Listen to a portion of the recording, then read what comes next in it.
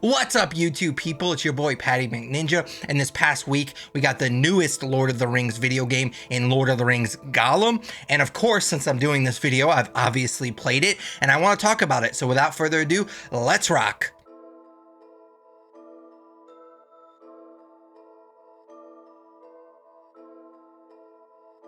And if you've ever listened to my podcast, The Nerd You're Looking For, you know that I'm a huge Lord of the Rings fanboy. I watch the movies at least once a year. I try to read the books at least once a year. I'm not saying that I'm going to be taking on Stephen Colbert in any Tolkien trivia anytime soon, but I am a big fan of the franchise. And Lord of the Rings Gollum has definitely built itself as a more faithful adaptation of the source material, because if you've ever read the books or seen the Peter Jackson films, you know, despite those films being amazing, I absolutely adore them, he did take a lot of liberties with the source material, so I was definitely excited to see a different side of this character. Lord of the Rings Gollum was developed by Daedalic Entertainment and published by Nikon. It was released on May 25th on all platforms except for the Switch, which apparently will be coming later. There's not a concrete release date on that. However, I doubt Switch users will ever actually see this game, but we'll get to that later. I personally played this on PC.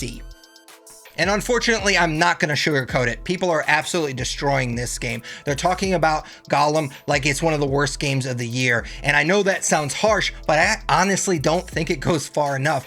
Lord of the Rings Gollum might be one of the worst games I've ever played. And being a big Lord of the Rings fan, that sentence makes me feel like a hobbit that just missed second breakfast. And since this game sells itself as a faithful adaptation of the books, let's go ahead and start with the story. Whether it's faithful or not doesn't honestly matter at the end of the day, because the story plays it mind-numbingly safe.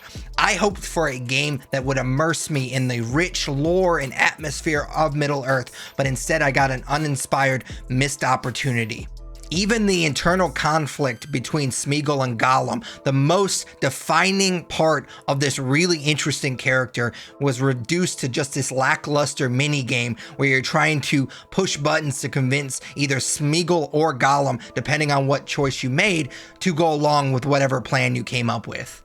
Most of this story is just a flashback where Gandalf is just narrating what you're doing as you're doing it on screen. And I get it. It's tough telling a unique story with a character that plays such a huge role in a blockbuster franchise like The Lord of the Rings. As a screenwriter, there's only so much you can do, because in the back of our heads as gamers, we know where this character is going. And at the end of the day, when it comes down to it, the story can't really do anything to change what we know is going to happen to the character. So they're at an extreme disadvantage while writing the story for this game. However, I'm also a huge Star Wars fanboy. It's probably the only franchise that I love more than Lord of the Rings. And one of my top 5 favorite Star Wars films of all time is Rogue One. And they had the exact same problem with that movie. We knew exactly where the story was going to go. We knew exactly where these characters were going to end up. However, they were still able to write a very interesting story. So yes, it is a tough task, but it's not impossible. Unfortunately, Lord of the Rings Gollum just wasn't up to the task. If you're looking for an emotional journey like the one that we saw between Sam and Frodo in the original trilogy, you're going to be severely disappointed. After the tutorial, you get thrown in jail, guarded by a bunch of orcs who force you to do mindless tasks like pull levers and collect tags. Roughly half of this game is basically just a prison sim. Here at this point in the game, Gollum introduces a companion system which allows you to instruct your companion to complete certain tasks for you. It's nothing special. You've probably seen it in a million other better games. And really the only reason I bring it up here is because it was one of the few vaguely interesting concepts introduced in this game, especially during the prison section of Lord of the Rings Gollum, which I know is basically a backhanded compliment. However, when you get first thrown into prison, you have no idea what you're doing, and this older guy kind of takes you under his wing and helps you learn the ropes. Later on, in that same prison section, you do the same thing for a brand new prisoner. Now, of course, you're Gollum, so you have an ulterior motive, but you kind of show the prisoner the ropes using the aforementioned companion system. It reminded me to a extremely lesser extent of one of my favorite films of all time, The Shawshank Redemption. When Andy in that film first gets thrown into prison, the other prisoners are taking bets on how long he's going to make it. But by the end of the film, he's this grizzled vet helping other new prisoners get used to life in Shawshank. Don't get me twisted. This game doesn't come anywhere close to the character development of Shawshank Redemption. But it just shows me that this had potential to be way more than it was. I think that if the game spent more time in prison and really played up the characters and played up that angle, it would have been way more interesting. But the developers either didn't have the time or the interest to do that. But at the end of the day, I was ultimately glad to get out of the prison. Not only were the missions just monotonous task after monotonous task, but the environment itself was just so boring to look at. It was just a blob of grays and browns and blacks. Forget PlayStation 3 or PlayStation 2. This game looked like it was made in the third age of Middle Earth. The character design in Lord of the Rings Gollum was piss poor to say the least. In my opinion, the orcs are the most badass looking characters in this really cool universe, especially in the films. Therefore, I assumed it was going to be really hard for the developers to make the orcs look bad, but the game managed to do just that. Despite not really looking all that great himself, Gollum is definitely the best looking character. It felt like the developers spent 90% of their time designing and creating Gollum, and the remaining 10% on the environment and other characters. It's actually kind of funny because the best looking part of the game actually happens within the first few minutes with this teaser / intro trailer of sorts. It reminded me a lot of the intro to Resident Evil Village, where she's reading the Village of Shadows book to her kid. And to be honest with you, I saw a lot of the promo material and I was very nervous. It looked like trash, but I was kind of hoping against hope that it was very early gameplay footage and they had enough time to clean it up. So the fact that I saw this at the very beginning of the game kind of got me hyped. I was like, well, maybe they had some time, maybe they cleaned some stuff up because this looks really good. Unfortunately, obviously, I was very disappointed in the overall game, but this was kind of the shining moment, and that says a lot about the game as a whole. And if you saw my Jedi Survivor review a few weeks ago, you know that platformers are my favorite genre of video games. And based on the promo material and Gollum's overall stature and vibe, I assumed this game was going to be a stealth platformer. In a game chock full of disappointments, the biggest has to be, in my opinion, the platforming. There are these long, seemingly never-ending sections of platforming, which isn't the bad part, but here's the kicker. Everything in this game, especially the platforming, is super straightforward. It feels like Gollum was following a giant neon sign, pointing him in the right direction. But it gets worse. Even when you're about to miss a jump to the next ledge, fear not, because as long as you get within a mile radius of where you're supposed to be, the game has your back and just gets you where you need to be.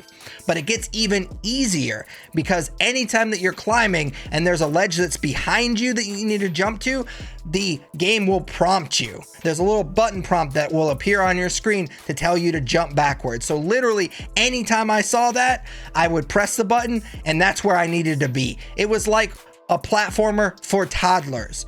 The only real difficulty with the platforming in this game is how unresponsive the controls were. There were a series of countless deaths caused by the abysmal controls. I honestly lost track of how many times poor Gollum plummeted into the abyss because he decided to ignore my commands. I swear I died more times from failed jump attempts in Gollum than I did in Elden Ring combined, which may be a tiny over-exaggeration. Thankfully, the developers took pity on us and they were very, very generous with their checkpoints, so you were never very far away from your untimely demise.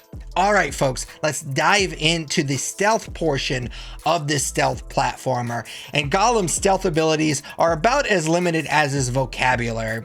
He can really just crawl in the long grass, hide under tables, and occasionally throw rocks to distract guards. And in the game's defense, there are rare occasions where you'll stumble across an orc that apparently forgot to put on his helmet that day, and you can put him in a chokehold and kind of choke him out. But those are very rare, and it is literally the only combat that's in this game. And look, I understand this is a Gollum game. You are never going to have like this God of War type of skill tree to make Gollum this action adventure badass like Kratos. That was never going to happen. But because there's almost no combat in this game, you have to make sure the stealth and platforming are way better than they are in Lord of the Rings Gollum. And in my opinion, there is very little in video games as satisfying as creeping around in a stealth game without being detected. But even those victories feel hollow in Gollum because of the brain dead AI. You thought the AI was bad in Redfall a few weeks ago? Those vampires are Einstein compared to the enemies in Lord of the Rings Gollum. All right, internet people, brace yourself for the final verdict of this disaster of a video game, Lord of the Rings Gollum. And in my opinion, I never played the E.T. Atari game, but if that game was so bad it deserves a documentary, I definitely think this game is right up there with it. I think there will be generations of people that will talk about how bad this game was and how it ever saw the light of day. The reception has been so bad for Lord of the Rings Gollum that the studio even released this very predictable apology tweet, which seems to be the go-to for studios when they release really bad games. And I honestly wouldn't be surprised if they had this written and good to go before the game was even released. There is no way the studio saw this game and thought it was okay to be released and that people would be happy with it. In its current state, this feels more like a proof of concept game, something that they would put out on Kickstarter and say, hey, look at this. This is the game I'm working on. Give us more money so we can finish it. It is not a full-fledged AAA title worth $50. There's no way that they thought that this release was going to go well for them. There is one tiny silver lining in this dumpster fire of a video game, and that is if you're willing, which I would not recommend, to get every possible second you can out of this game, it's only going to take you about 12 to 15 hours. But again, I would not recommend it. Out of 5 stars, Lord of the Rings Gollum earns a single lonely star, which is by far the worst star rating I've ever given anything on this channel. And to be honest, in the almost 10 years I've been podcasting on my podcast, The Nerd You're Looking For, I've only ever given 3 other things 1 star. So obviously I really couldn't recommend this game less. But before you go, as I mentioned earlier, I did tackle this game on PC via Steam, and for those few that do play games on the Steam Deck, while technically it's not Steam Deck verified, let me give you the Patty McNinja verification. Yes, it technically is playable on Steam Deck. I did spend a few hours playing this game on my Steam Deck, though to be honest, with a game that plays as poorly as this one, it's hard to tell if it plays any better or worse on Steam Deck, but hey, at least it runs. But as always, those are just my thoughts. I'd love to hear your thoughts on Lord of the Rings Gollum in the comments down below. Of course, if you enjoyed the video, definitely smash that like button, as the kids say. Consider subscribing. If you do subscribe, ding that bell. That way you get notified every time I post another video. I try to post weekly gaming related content. So if you enjoy that type of stuff, definitely consider subscribing and dinging that bell. But until next video, take it easy. What's up, YouTube people? It's your boy Patty McNinja, and this is my boy Yoshi, aka Kitty Boy, and we were just talking and we agree that since you made it this far in the video, you might as well subscribe. You wouldn't want to disappoint Kitty Boy, would you?